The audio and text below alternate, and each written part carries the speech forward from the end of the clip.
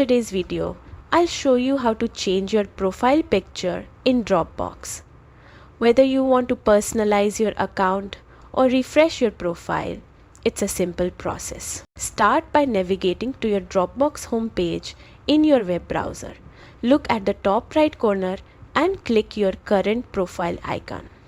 From the drop-down menu, select Settings to open your Account Control Center.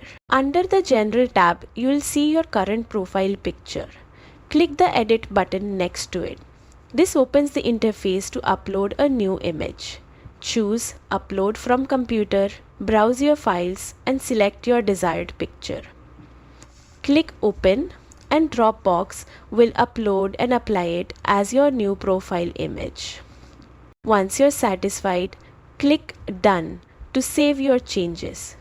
Your updated profile picture will now appear across Dropbox, adding a personal touch to your workspace. And that's it. Updating your Dropbox profile picture is quick, easy, and a great way to personalize your account. Thanks for watching.